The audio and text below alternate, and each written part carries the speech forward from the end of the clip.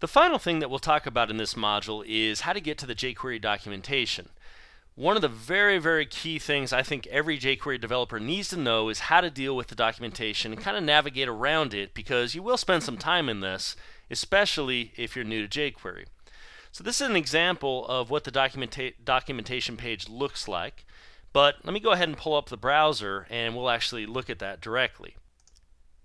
So I've navigated to jQuery.com, and this is where we looked at earlier to get the scripts. You can get the production, the development version, but you'll notice right up top we have the documentation link. Now that's pretty obvious. You may say, why are we even covering this? And well, I want to point out a couple of key things and a couple other ways you can get to it. Now this takes us to docs.jquery.com.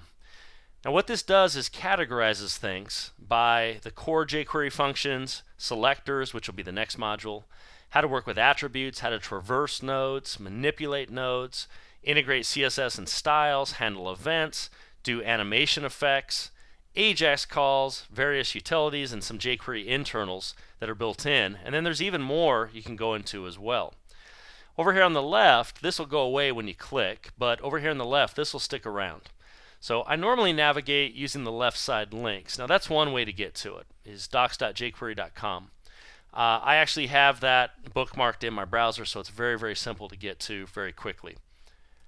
You can also go to api.jquery.com. You'll notice very similar things down the left, but this particular screen shows everything you can know.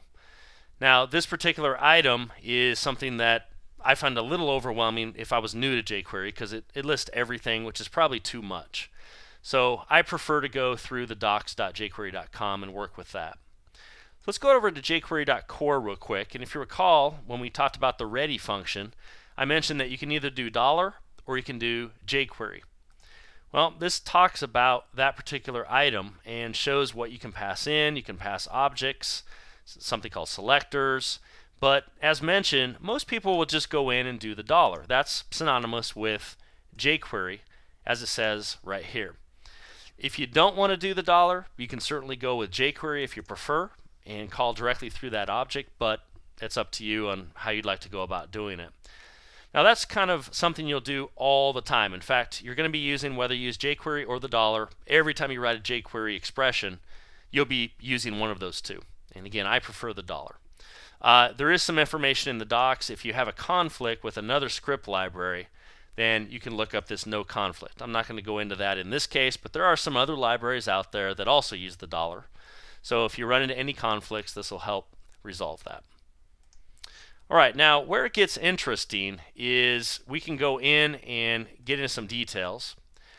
So the next module we're going to cover is selectors. Now I'm not going to go into details here, but there's quite a bit to this particular screen. You'll notice we have all kinds of keywords you can use as I scroll on down here.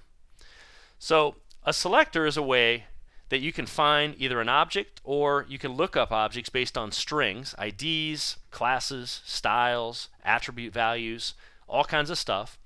And this particular help page teaches you everything you need to know about it. Let's say you want to do some AJAX functionality. Well, there's also a lot of different AJAX functions you can do and call. So the jQuery.ajax is the low-level interface, as it says over here. It allows you to have complete control over whether you're doing GET requests or POST requests, JSON or XML or HTML or whatever it is. It's kind of the low-level interface where you have to write a little bit more code.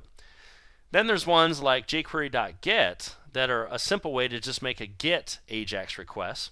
And this is where it starts to get a little bit interesting, because you'll notice that there's several different parameters that can be passed. And how would you know to do those? Well, if you had that VS.doc file that I showed earlier in this module, you'll get IntelliSense as you type $.get or jQuery.get, either way.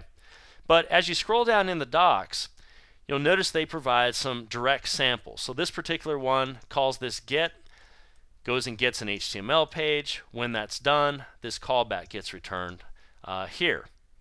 Now at the bottom of each of the documentation pages, there's also an area where people can comment. So I found this useful in a few situations where I've read the docs on a particular function, and some of the functions are a little more obscure. You know, you're not going to use them every day.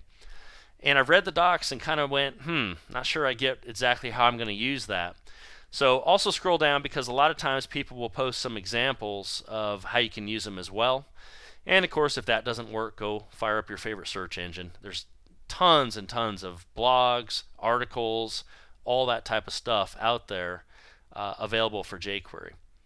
And then again, we could just keep clicking around. We can go to the CSS. We're going to be talking about quite a few of these methods and or functions a little bit later in different modules throughout this course.